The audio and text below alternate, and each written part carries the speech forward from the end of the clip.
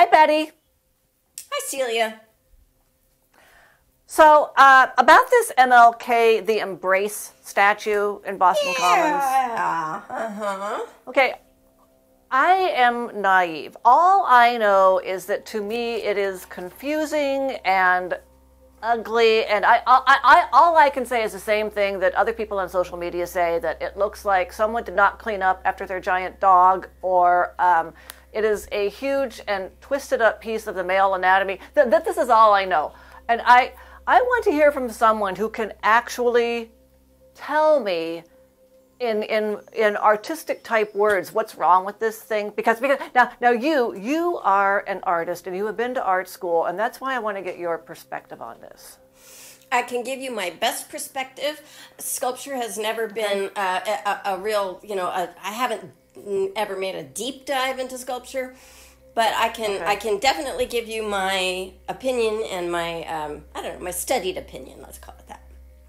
Okay, well, I mean, the reason I know you have some opinions about sculpture is that I know you and I were once in California Adventure inside Disneyland, and we walked by this bronze statue of Walt Disney, which I had never particularly found any fault with, and you just started going, whoever did that thing knows nothing about anatomy, and they all this and that. And that. Yeah, and I thought, well... I think whoever did that statue had some connections or something. I have no idea, because I am going to make a guess that that statue gets enough complaints that maybe they've redone it, or maybe they will be, or maybe they have plans to. I don't know. I mean, I have no idea. All I know is I can guarantee you that that statue gets a lot of complaints. It doesn't look anything like Walt Disney. Okay. See, it's not, to me, it wasn't as egregious as that Scary Lucy. Scary Lucy was awful. Scary Lucy was so bad, any idiot could tell that Scary Lucy was bad. But it takes, I mean, like, not any idiot could tell that Walt Disney statue was bad. Not only because it didn't look like it, but you were saying there were other things that were wrong with it. Yeah, there are some anatomical problems with that. And like you say, it's still like inside the ballpark, I would say. Scary Lucy was totally outside. Scary Lucy wasn't even on this planet. But But the thing is, though, there are enough, people who go to Disneyland and people who spend money there, they are Disney fans, and so they do know more than the average, the average Joe on the street about Walt Disney, especially Walt Disney. Yeah. So that's why I say I would bet that there are lots of complaints about that statue. But whatever. But that Scary Lucy statue, the fact that Scary Lucy statue got taken down and replaced, gives me a little bit of hope.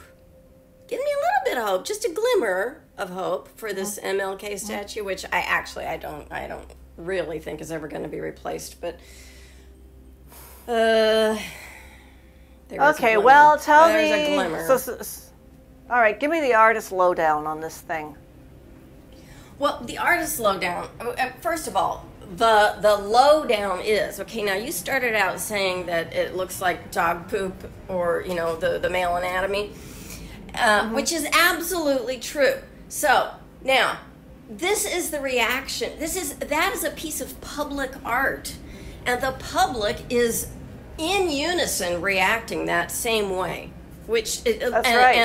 and justifiably so. So this is the problem with public art, is that the public sees it, and most public art is really just something that reflects the sculptor's personal crusade of some sort. They don't really have in mind what's in the best interest of the public or the subject matter. They just have their own personal viewpoint on it that they want to foist on everybody else. And nobody knows how you get from this photo, a beautiful little photo of MLK and his wife hugging each other, to this giant sculpture where they have been dismembered, decapitated, their innards, gouged out. I don't know how that happens, and I don't know what the point of it is, and neither does anybody else. Now, that sculptor who he's digging in. He's digging in, and he's defending it. I guess that's predictable, but people are pissed off about it. And the thing is, public art is almost, in my opinion, public art is 99% bad, maybe even more than that. Because exactly of that one thing, because it always reflects the sculptor's personal, they want to drag everybody through their own hell, or they want to drag everybody through some abstruse philosophical concept that they had a dream about last year or something.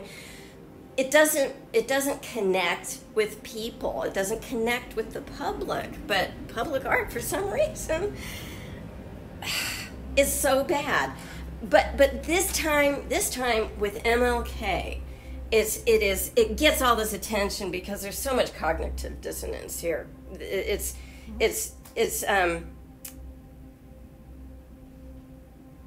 the MLK legacy cannot tolerate that kind of nonsense. It just can't. It's bad public art. It is bad art, and it's bad public art. Okay. And the fact that it is MLK, who is he's practically a demigod at this point. Mm-hmm. Yeah. You can't do that to a demigod. You cannot do that. You cannot just foist your own personal whatever onto this legacy and expect it to be supported. You just can't do that. It doesn't work that way. Doesn't work that way. It makes you wonder what went on in these committee meetings when it was approved. God, yes. So let me ask you a few questions right now. Okay, you're talking about there's this big problem with public art. Would this thing be okay if it was chained to a museum wall or in someone's private gallery? I mean, it would be less objectionable there. I mean, yes. The problem with public art is the publicness of it. It's the venue. It just doesn't belong in public. It belongs. Yeah. Okay. Yeah. Okay. Yes, okay. absolutely. Okay. Stick it in Bill Gates' little garden. Okay. That and the other. Oh yeah. So would something more appropriate simply be a strictly representational sculpture of MLK that somehow transcended, plain old pedestrian reality, that somehow conveyed his wisdom and his sacrifice and his greatness? I mean, is that what you want in public art? That would be the ideal. The thing is, public art, good public art, in my experience, good public art is representational.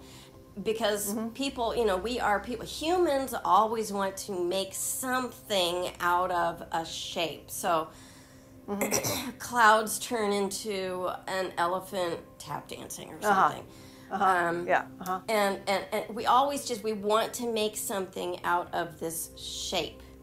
And so that's why we're making dog poop out of this thing, because that's what it looks like. I mean, that's where it's just a thing. It's kind of funny. It's because it's flipped around here. I mean, normally you would be making something out of dog do, but here we are taking an actual finished sculpture and making it into interestingly enough. But yeah, good public art is almost always representational. So you got the Merrill Lynch Bowl, you got Christ the Redeemer down there in Rio. My favorite of the war memorials in Washington, D.C. is the Korean War Memorial. But all of those, like almost all of them, I would say all of them, are beautiful. And they are, without exception, they are representational. And there is... It's interesting. Go ahead.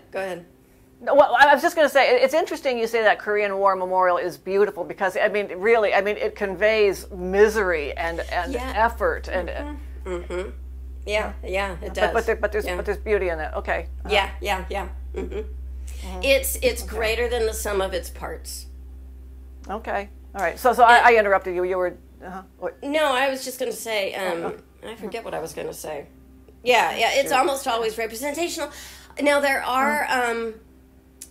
there is a lot of abstract art, public art, that is respected. I'm not crazy about Alexander Calder, but a lot of people love him.